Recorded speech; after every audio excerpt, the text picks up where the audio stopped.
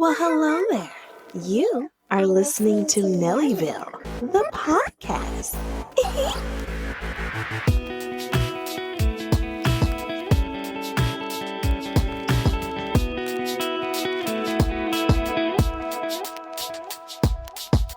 And I'm Black. Hello, shalom. Welcome back to another fabulous episode of Nellyville, the podcast, the place to be. This is episode 7 of season 9. Once again, we're on a roll, coming back again for another Kiki and another good time. So with all that being said, let's just jump right into it. Now, before I get into the new topics of the day, I need to go back to last week and do a little bit of a redaction. Okay? Look, we come here for a good time, not facts, okay? I am not an educator.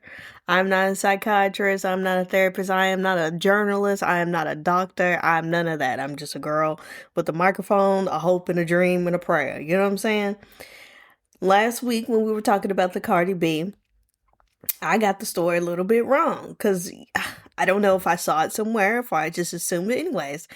Cardi B is not officially divorced, okay? So the papers have not been signed, okay? Which now I knew that Offset was coming after her money, trying to get some property, trying to take everything he could from the girl. I knew all of that, but I mean, I guess I figured since she's moved on and started this new life and everything, I guess I just assumed that it had all been wrapped up, but it has not. And you know what? Look, honestly, I can't say I knock the girl for what she's doing because, you know, I wouldn't want somebody trying to come after everything that I worked so hard for, especially after the way that you did me. So on principle, I understand her, on paper, still being married because it's really jacked up. It really is. Look, you build lives together when you're married and sometimes you got to uphold a certain type of lifestyle. Look, it's different reasons for different things. And sometimes the spouse is entitled to a little bit of something, at least enough to be able to survive, at least till they, can help themselves or it's very situational. And then these are celebrities and there's a lot of money going around. And she is an icon. I'm gonna throw the word around. Now, Offset, I don't know what he did or didn't do with his money or how much he actually had. Y'all know these record labels be giving these groups and artists and stuff advances, it meaning they give them all this money up front to be able to make these albums, but it's not really their money. They get fronted all this money, but then they, whatever they make off of their album sales and concert, whatever money they make, it's got to go back to what the money that they were fronted. So I don't know what the profit was after the fact. I mean, they were a pretty, successful group. Offset had some nice hits and stuff. I don't obviously know Cardi B level, but I think that it's deeper than this. Now, a lot of people are like, well, if it was the other way around, the woman would be asking for all this money and houses and bibbidi boppity boo. Yeah. You got some women that do that. And it goes both ways. Sometimes you have one person in the divorce who is being extra greedy, who is just after the material stuff and it really tries to clean house and takes more than what they may or may not be entitled to. But I think, especially when men do this, and some women do it too, but I really think, and especially in the case of Offset and Cardi B, I think what Offset is trying to do, I don't even think it's really about the money in the house or whatever. I think that this is his last chance to really really hurt her, to just knock her down. Sometimes when people, specifically men, when they know that they really blew it with a good woman and she's thriving without you more than she was when she was with she's not down and out, it's really hard for them to it's even harder for them to take accountability for what they done and really lay in the bed that they've built. Y'all get what I'm saying? She done went on by her life. She can't be bothered. You know, like, man, whatever. Whether or not the man wants that woman or not, when it's a good woman and they know they dogged her out, whether they want to actually be with her or not, sometimes the man needs to do what they can to just knock you down so they can at least look back and be like, well, she wasn't about nothing no way, or she's raggedy, so, you know, at least I got away. But when they know you were good, and so I think this is more of just, he's just trying to knock her down a peg. Could he be trying to retire off of her? Probably. It's probably a combination of things. But anyways, with all that being said, like I said last week, I hope that there is therapy and stuff going on. Excuse me. Not just with Cardi. And Offset obviously needs a little therapy, he need to go talk to somebody too. But for the kids, there's a lot going on. And it's really hard to say when you tell kids things and how much you tell them. I mean, as they get older and when they become adults, they'll be able to kind of understand and piece it together a little more. But it's just very delicate. It's a lot going on. Look, I don't blame the girl for wanting to move on with her life, but you know, everybody just take a breath. Everybody take a breath. There's a lot going on. Offset, sweetie, let it go. I don't know if you're just trying to keep up with that lifestyle, but you need to go on out here and do what you do. You know, Cardi, that was your husband's to follow your kids. You know, he's gonna have to get a little piece of something because it's only fair. Unfortunately, that's just, you know. Anyways, good luck to all of that. I'm glad I'm not in those shoes. It just seems like that's a lot. But all will work out the way that it's supposed to, as it always does. But on the flip side, on positive news, Cardi's album is all that. It was well worth the wait. That long wait, it was worth it. Every song. First of all, she gave us 23 songs. She gave us 23 songs. It is really, really good. If she has a diss track on there too. Y'all know the rapper Bia? Exactly. You don't even know who she is.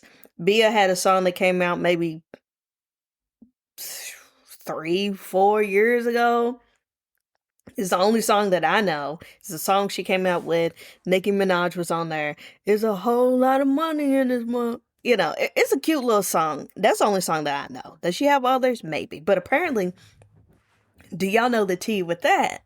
Okay, so, well, before I say this, I just want to say, Cardi, she came to the little Walmart yesterday. It was a success up in it was in the Houston area, like Cypress or whatever. And it was good. It was cute. Everybody had a great time. It was cute.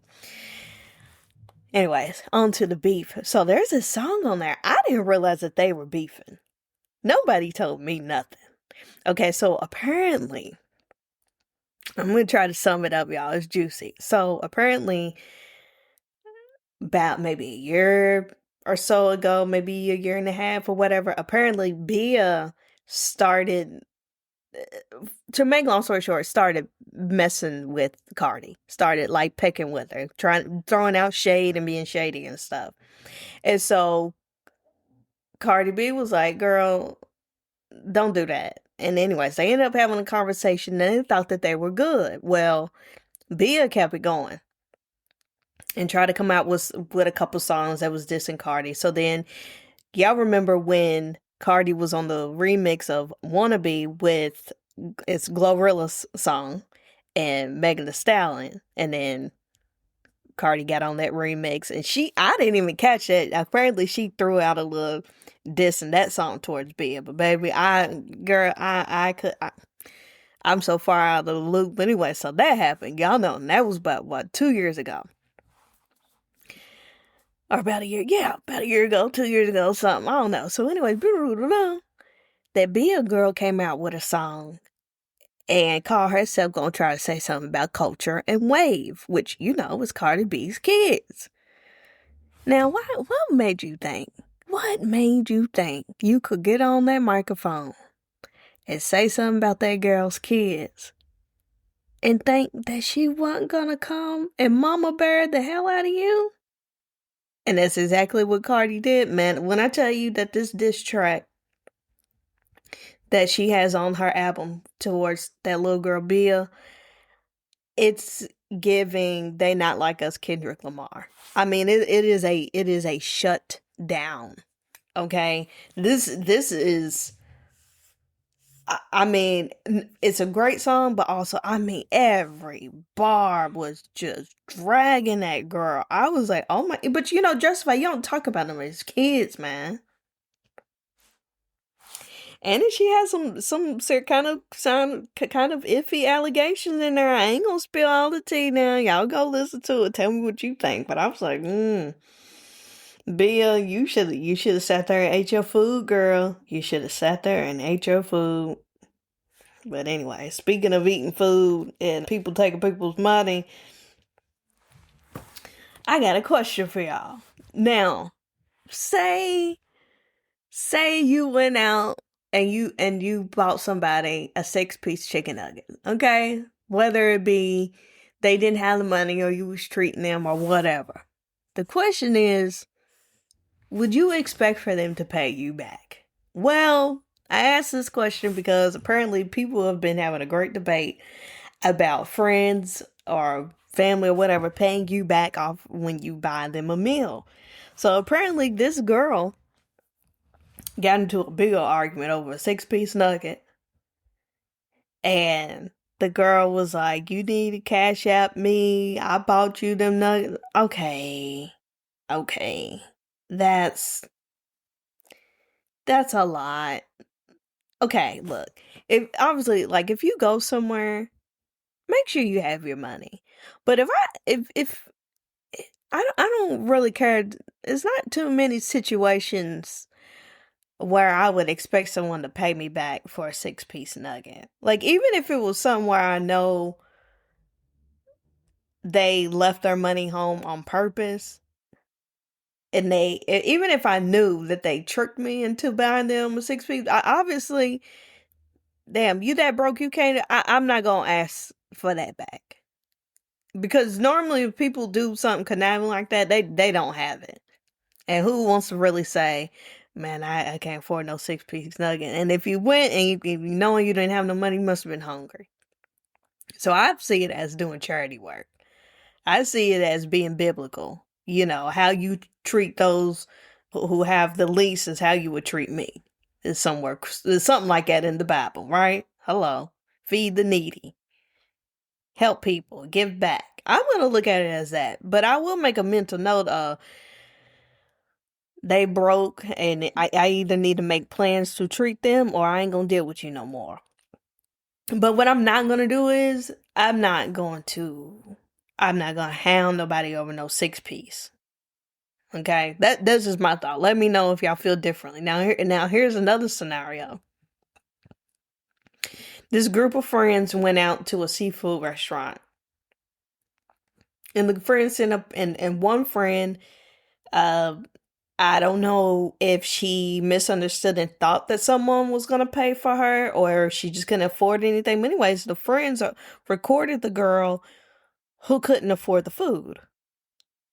And everybody else is sitting there eating the seafood boil and you know, they got their plates and they got this good old food and woo woo woo. And they sitting there recording it. First of all, y'all got to stop going places without money. Even if it is understood, even if it has been planned that somebody else is paying for you, be it a date, be it an outing with your friends, your family, never go anywhere without money because that person, even if that person had intentions and told you it's my treat, come on, you still need to have money because that person's card could decline. Then y'all gonna be sitting there looking bald-headed and crazy. They could lose their wallet. They could forget their wallet. It's a lot that could happen. Y'all could get into an argument. You never want to go somewhere or do something where you don't have any money. But especially if it's not clear if that other person is paying for you, if somebody's treating, you need to bring your money. I'm not going nowhere. I don't have no money, and then and I'm just gonna think somebody's gonna feel sorry for me and buy me something, huh? What? And also, on the flip side, if you invite someone somewhere,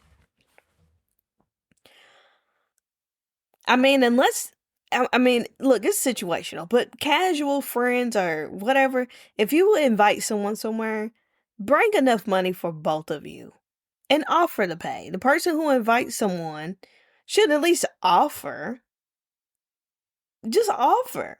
You know, and it depends on the dynamics of the relationship. I mean, if you've been friends for a long time, y'all might have a system where, I pay for the lunch this time, you pay for the lunch next time. You may, but those are habits that you establish amongst family or long term friends. But people who are casual, just kind of see here and there, if it's a first, second, third date, things aren't kind of clear, you don't want to have awkward conversations, just always have enough money for both of you because most people pay digitally, right? People be wanting to use Apple Pay and Apple Google wallets and stuff. Sometimes people's phones and stuff go. You never know. The card won't swipe. You just don't ever want to be somewhere looking stupid. That's the first thing. Second thing, two of them girls who sat up there and recorded their so-called friend, and she had no food. First of all, I wouldn't want to sit at the table with somebody who's not eating because that says more about me than them. First of all, if I realize I don't have the money or I realize, nobody's treating, which I'm not going to put myself in a situation, but let's just say, whatever. If I realize for whatever reason I'm in a situation where I don't have money, I can't just, I'm immediately making up an excuse to get up out of there. I'm suddenly going to be very ill and I need to go right now, immediately. Number two, if somebody's with me day night, I'm getting you something because that's really awkward. It seems cruel. I'm not just gonna be sitting there. And this one girl made a video and was like, "I'm at least get her something off the kids menu or something." And people in the comments were like, "Well, dang, you not a good friend either, because I'm be damn, I'm gonna be eating a seafood bowl and I'm gonna get my friend something off the kids menu."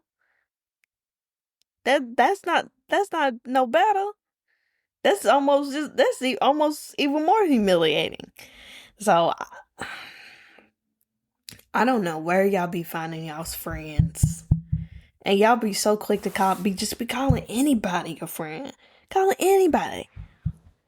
What is going on here? And don't nickel and dime me. Don't be the type of person that, oh yeah, I get it for you. Then as soon as you get a chance, you want to throw it in my face. Well, give me my money back from when I bought you. Also, be careful who you let pay for you. Because some people love to throw this stuff in your face. If you can pay for yourself, pay for yourself. Don't be so quick to let people treat and all this other kind of stuff. Because then people feel like, they act like you just walked off the lot with a brand new Mercedes, or they just got you a new $3,000 puppy, or really peeled for you, or they want to hold stuff over your head, baby. If I got it, I got it. I don't know. Be careful who you call your friends, because y'all really be out here. Y'all really be out here letting people record you the way I would have snatched that phone, huh? Get this damn phone out of my face. But girl, you was dumb enough to sit there. I don't know how that got misconstrued. But anyways, speaking of not being able to count on nobody, look, I got to jump ship, but we got to talk about this. This is an issue. There is a 13-year-old child, and this is not unique to this child. This is going on all over America, at least. Probably all in other places too, but it's all going on all over the country. This 13-year-old has been failed by the parents and the teachers in the school system. There is a 13-year-old. Hear me now. 13. Cannot do math. Cannot read. They are not on the spectrum. They have just simply fallen through the cracks. And so the teacher had a parent-teacher conference with the parents. And they sitting up there crying like, well, how do you not know that your child can't read or do math at the age of 13? That's abuse. I don't even know how. I mean, that's a different type of level of neglect. I don't even know how you get that far without someone noticing, unless you're just actively going out of your way to not. And I don't know what state this was in, but I'm just trying to figure out how was this child passed and pushed through all the way to what is 13, like 7th, 8th grade? And this is not, and this is not just one of those one-off sad cases. This is a reality for a lot of people. Well, I'm concerned because these are, I don't think y'all are understanding the gravity. There's a lot of kids right now who are so far behind on who are just being pushed through. And it's not just a few, it is a lot. It is a huge problem. And there's only so much time to catch up. These are going to be the people who are, before you know it, who are going to be entering society, who are supposed to be functioning members of society.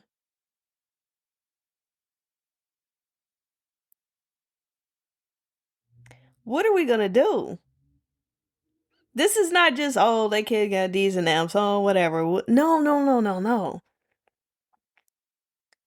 How is society going to be affected as these kids are about to be out in the world? These are going to be the people that are going to have to count your money at the bank. These are going to have to be the people that are serving you at restaurants. These are going to be people who are handling your insurance claims, who are dealing with your everyday errands. These are. I don't think y'all understand the gravity of what's going on. And to make matters worse, because it is so bad. Because on top of that, the kids they don't know how to behave at all.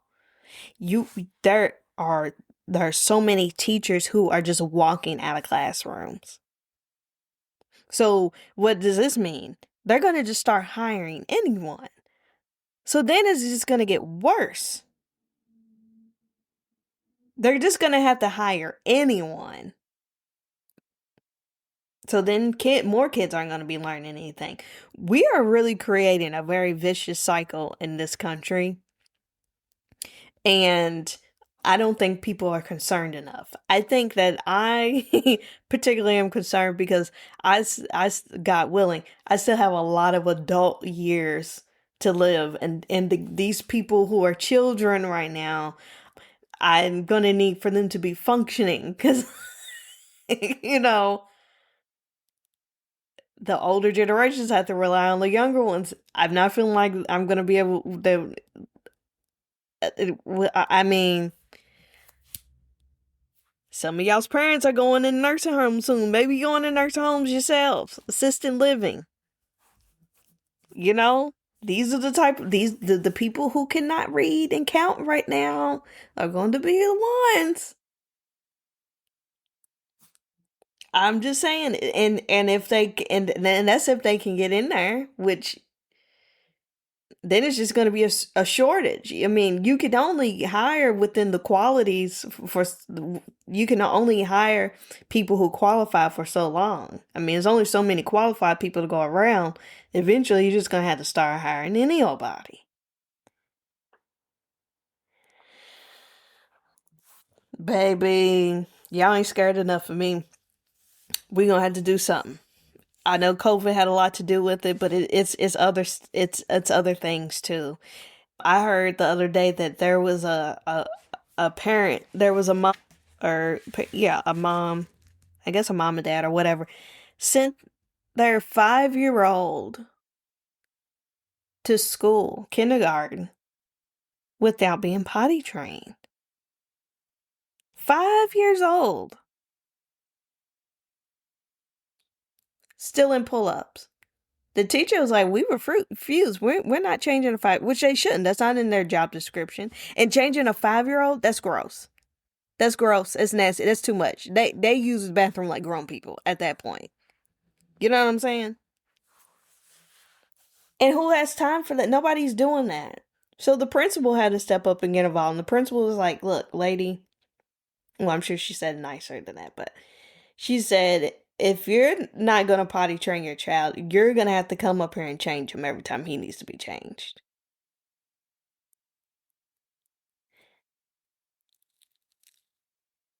It is bare minimum stuff. Oh, these poor teachers. These poor teachers. These poor teachers. It's basic stuff that nobody's doing. We're sending kindergarten. It's bad enough y'all sending your kindergartners to school and they don't know their ABCs. They don't know their shapes, colors, months, and days. They don't know basic stuff that they should know. When you send your child to kindergarten, minimum they need to know how to count to, and this is minimum. Like, this is like, they need to be doing more than this. When you send your kid to kindergarten, potty train, duh, right? ABCs, count to 20, know their colors, know their shapes, know at least, I would say at least 50. This is bare minimum. They really should know 100 sight words, but I'll say 50 sight words. They need to be spelling some 3-letter words. They need to know how to spell their name first and last. So all y'all who are getting cute with the names, remember you gotta teach them how to spell it. That's another thing. I heard teachers say these kids don't even respond to their name. And some of them don't even know their name. They just don't respond. I was like, there's no way. They know how to work cell phones and iPads and tablets. They don't know. Anyways, good luck. Good luck. I'm gonna get up off of it. I'm gonna get up off of it because we can sit here and go on and on. I'm gonna pivot to something a little more lighthearted. Can we talk about James Charles for a second and his painted line? Okay, and this is the last thing. This is gonna be a short episode today. I ain't look. I know we went down the rabbit hole with the kids, but let's pivot. James Charles painted. Okay, so if you didn't know, he was having a competition. Maybe about it's still kind of going on, but he had a competition with his makeup line where he had these sponges and his makeup sponges come in like, I don't know, let's say 7 or 8 different colors. Well, he was doing this thing where you could order them in mystery boxes, and if you get the golden egg, then you get to win, a special prize, be it a new MacBook. What else did he have? Some kind of video game console. It was like a bundle of his makeup. He had these really cool, really nice prizes for the people who got the golden egg, right? So he did the contest over in the UK. Did it in America first. He finally got his line over in UK. Congratulations. That's great, right? So of course it's a new factory that he's working with. The factory make long story short, the sponges are supposed to be randomized. But for whatever reason, when they were shipped from the facility that actually made the product to the shipping, like the people who take care of the orders and mail it out to people, for whatever reason, the sponges were not randomized. So what happened was say if somebody ordered 6 sponges, they were getting 6 of the same color instead of 6 different colors. Y'all see what I'm saying? They weren't randomized. So people were getting all orange, all red, all green, all, one color. Big thing. So he had to figure out how that even happened, blah, blah, blah. But anyways, I bring this up because from a PR standpoint, from a CEO standpoint, I think that he handled it really, really well. A lot of times when things go wrong with a launch or something, especially in the beauty industry and especially with YouTubers who pivoted to makeup and stuff, or not pivoted, he's always done makeup, but YouTubers who went into selling their own makeup. A lot of times I see them try to lie their way out of it, or they make up some sob story, or they, instead of just fixing it and doing the right thing, it just, and it goes back to last week when we talked about that makeup artist who scammed that girl out of her money, allegedly. What he did was he addressed it right away. He got to the bottom of it. He's shipping everyone's order who got those duplicate sponges with brand new sponges and then re-entering them.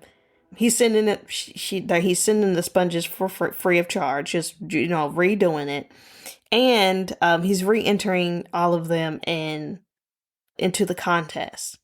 So, anyways, he was very professional. He was very quick. He was apologetic. He didn't have a whole bunch of excuses. And, I just thought it was really professional. I mean, he didn't have to replace everyone's order. I mean, you ordered 6 sponges and you got 6. Like, and they're random. It's not like somebody didn't get the color that they wanted. They're mystery boxes.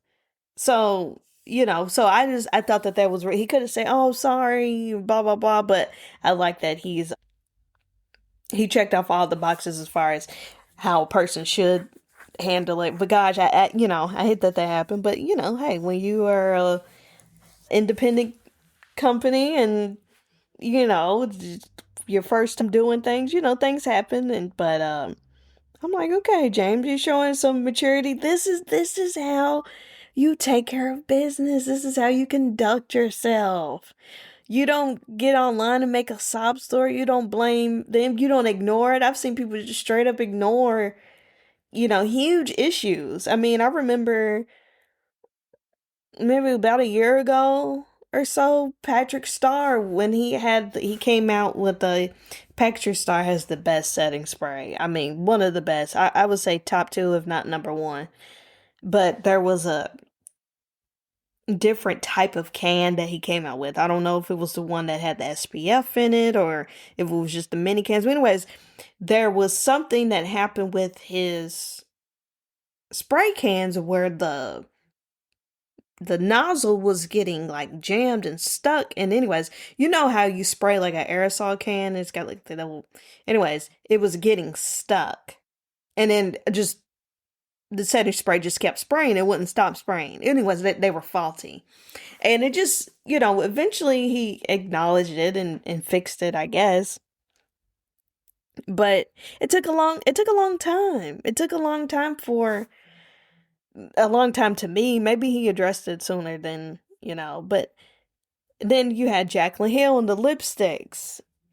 That was a fiasco, and she handled it kind of well, but it was a little excusey. It was a little excusey. Let's keep it 100.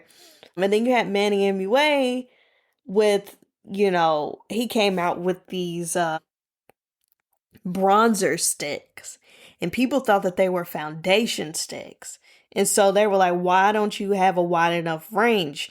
Well, he came with, obviously, bronzing sticks, you're only gonna, you don't have a wide range like you would foundation. So whenever he addressed the confusion, he addressed it in a way that he was like kind of frustrated. But I'm like,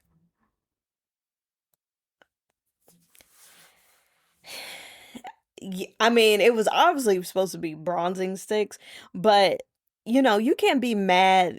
You can't get online and be irritated that people misunderstood. You can't come on defensive. Obviously, maybe the issue was on your end and you didn't market it correctly. If that many people were confused and misunderstood, no need to get defensive. I mean, it's always going to be haters. It's always going to be someone trying to stir the pot. You just address it and move on. But anyways, I had to give my props to my boy James for being a professional and making it right and going above and beyond for the people. I know what I'm be getting for Christmas this year. You know what I'm saying? I'm gonna give me some painted. You know what I'm saying? I'm gonna give me a painted canvas. Give me a couple of brushes, a little sponge, a little something. Oh no, I'm sure he's gonna have a little Christmas bundle. But I wouldn't mind. I want to get his makeup. Speaking of makeup, Tana is doing a lip liner collab. I know it's a lip liner and it might be a lipstick too. I know for sure it's the lip liner. It's Tana X Tarte collection. Definitely gonna be trying Tana's lip liner.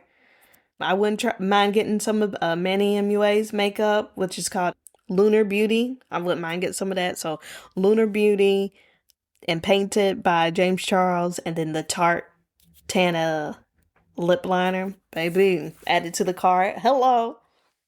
Anyways, that's all I have for y'all today. I'm gonna let y'all go. Y'all enjoy. Stay warm if it's already cooled off where you are, or turn the AC on because it's still hot down here. You know what I'm talking about? Anyways, love you so much again. Bye.